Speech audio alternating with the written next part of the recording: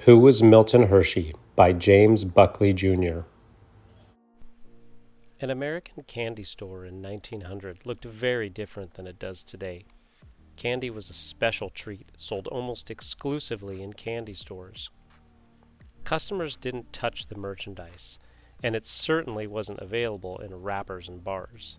It was not displayed on open racks, but held in glass jars behind a counter. Shop clerks put candy into bags, one small piece at a time.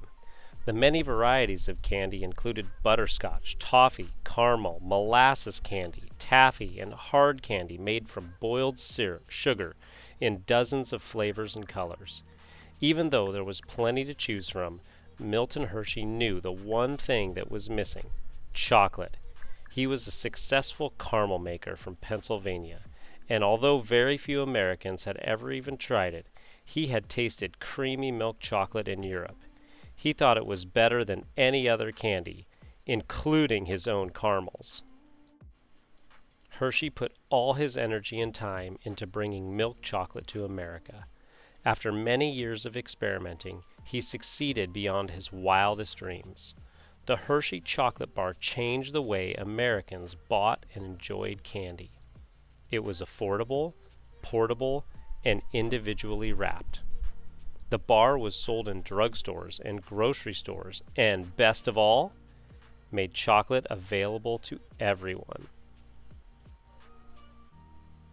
Milton Hershey's success helped him realize other dreams too, creating towns, improving manufacturing methods, helping children, and leaving a rich chocolate legacy millions still enjoy today.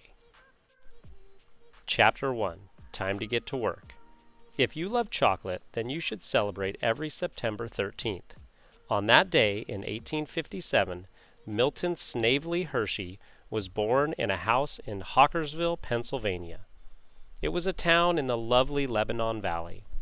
Milton would later become world famous for making chocolate, but he spent almost all of his life not far from the house in which he was born. Milton's parents were Henry and Fanny Hershey. Henry was a dreamer. He loved reading and trying new things. Henry was always looking for the next big idea, even if he didn't know what it was. By 1860, Henry's farm had failed. Henry moved his small family to Titusville, Pennsylvania. Oil had been discovered there, and he wanted to make his fortune by pumping oil. Henry also tried selling supplies to the prospectors pouring into the area. Neither idea worked. Within a year and a half, Fanny's family had to pay to bring the Hershey family back home. They tried farming again.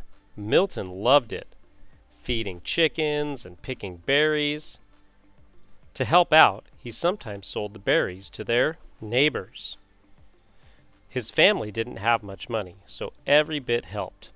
Milton was always careful with whatever money he got. In 1863, a Civil War battle was fought at nearby Gettysburg. Milton took his coins and buried them in a can in the garden for safekeeping. Then later, he couldn't find the can. Along with his new baby sister Serena, Milton and his parents moved again later in 1863. Fanny's family helped the Hersheys buy a farm called 9 Points. In this new place, Milton was sent to yet another new school. He was not a good student and didn't like school that much. He had already been in several by the time he was 9. At 9 Points, Henry Hershey tried farming again and failed again. Though Fanny sold eggs and Milton helped out, life was hard for the Hersheys. In 1867, Serena, Milton's sister, became very ill. She was just shy of her 5th birthday when she died of scarlet fever. That was the final straw for Fanny. Though she didn't directly blame Henry, she turned her back on him. They could not get a divorce. Her religion didn't allow it. They did split up, however, which was very unusual in those days. Milton stayed with his mother. In 1870, Milton's school days ended. He was 12, but he could only read and write as well as a fourth grader. Fanny had no problem with that.